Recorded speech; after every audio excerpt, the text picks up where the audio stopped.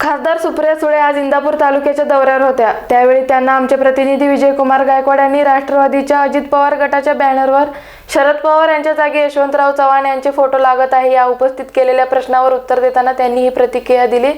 तसेच भविष्यात इंदापूर विधानसभेसाठी चांगला चेहरा देऊ जो इंदापूरला चांगली सेवा करेल असे त्यांनी सांगितले।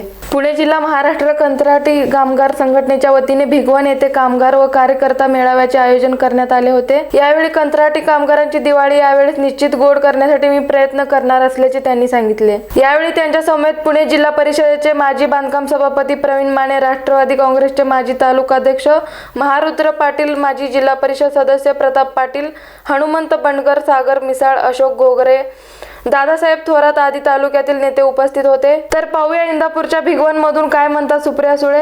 काही नाशिकमध्ये अजितदादांचा दौरा झाला आणि या दौऱ्यामध्ये शेतकऱ्यांकडून कांदे बटाटे त्यांच्या ताफ्यासोबत टाकण्यात आले। कुठेतरी शेतकऱ्यांचा रोष सरकारकडे ओढवतोय। याला जोडून प्रश्न धनंजय मुंडेंच्या काल पंढरपूरच्या सभेत देखील गोंधळ झाला, मोर्चाबादच्या घोषणा देण्यात आल्या।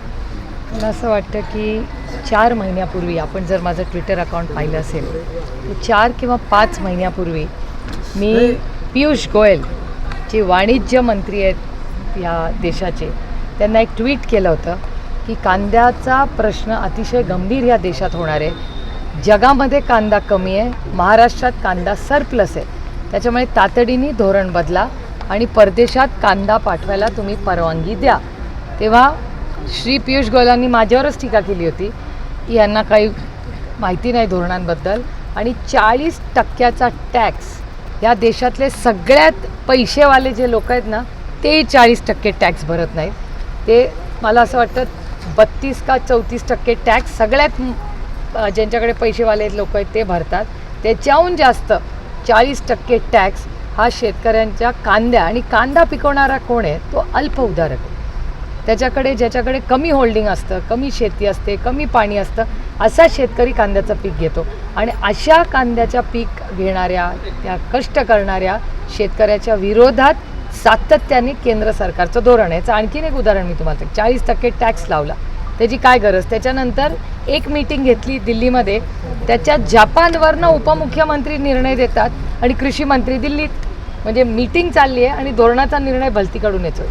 त्यानंतर वाणिज्य मंत्र्यांनी आणखीन एक मीटिंग लावली, तेव्हा महाराष्ट्रातले स्थानिक नाशिकमधल्या कुठल्याही लोकप्रतिनिधी गेले नाही का बोलत, त्यांना बोलवलं होतं मला माहिती नाही, पण अतिशय गंभीर कांद्याचा, टमाट्याचा, सोयाबीनचा, कपासाचा, किती सांगू मी तुम्हाला, संत्र्याचा। मी आत्ताच विदर्भात जाऊन आले का तिथे सोयाबीन जळून गेलेलं आहे। कपासाची तीच परिस्थिती आहे, संत्र्याची तीच परिस्थिती आहे, कांद्याची तीच परिस्थिती आहे, टमाट्याची तीच आहे, दुधाची तीच आहे, धान म्हणजे तांदूळाची पण तीच आहे। त्यामुळे पूर्णपणे शेतकऱ्याचा कंबरडं मोडण्याचं पाप असं धोरण केंद्र महाराष्ट्र सरकारचं आहे।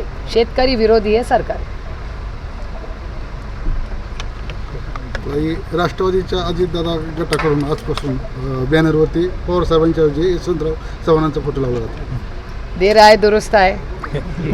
आमचं तर मनामध्ये, तोंडामध्ये सगळं जे काय राजकारण आदरणीय पवार साहेबांनी केलं ते फक्त आणि फक्त कैलासवासी यशवंतराव चव्हाणांच्या नावाने केलं। आणि आता नाशिकला बॅनर कोणी लावला मला माहिती नाही, पण त्यांना उशिरा का होईना चव्हाण साहेबांची आठवण झाली, त्याचं मी मनापासून स्वागत करते। ताई, आपल्या पवार गटाच्या राष्ट्रवादीकडनं इंदापूरचा तुमचा आश्वासक चेहरा कोण? आश्वासक चेहरा कशासाठी? म्हणजे पुढल्या विधानसभेसाठी आता होईल ना, पहिली लोकसभा आहे, विधानसभेला 1 वर्ष आहे, कळेलच तुम्हाला, चिंता मत करो।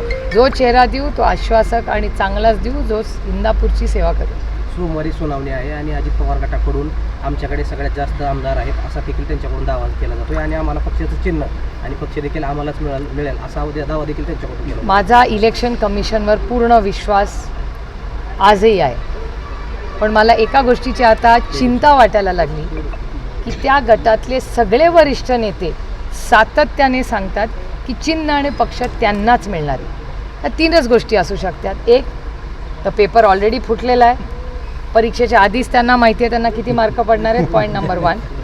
पॉईंट नंबर 2 की त्यांना माहिती कशी आहे, याचा अर्थ दिल्लीची कुठली तरी अदृश्य शक्ती ही त्यांना सांगते की हे तुम्हालाच मिळणार। त्याच्यामुळे ही अदृश्य शक्ती दिल्लीतून कोण आहे, पेपर कसा फुटलेला आहे, तेव्हा कुछ तो गोलमाल है हे सब.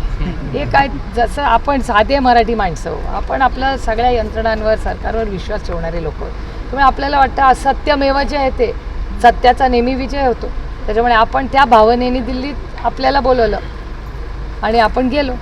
पण ज्या पद्धतीने ते लोक म्हणतात की चिन्ह आम्हालाच मिळणार, पक्ष आम्हालाच मिळणार, हे नवीनच गोष्ट आहे. आणि एक गोष्ट मला दुसरी एक वेगळी वाटते, जी महाराष्ट्राच्या संस्कृतीपेक्षा वेगळी आहे. हे मी नाही म्हणत आहे, त्यांना कोट करते, प्लीज बातमी दाखवू नका, चुकीची बातमी दाखवू नका. सातत्याने त्या गटातले अनेक नेते म्हणत होते की आदरणीय पवारसाहेब आमच्यासाठी देवासारखे आहेत, आमचे विठ्ठल आहेत, आमचे वडील आहेत, वगैरे वगैरे. सगळे त्यांचे नेते बघतात, तुमच्याच चॅनलवर मी पाहिलेले आहे.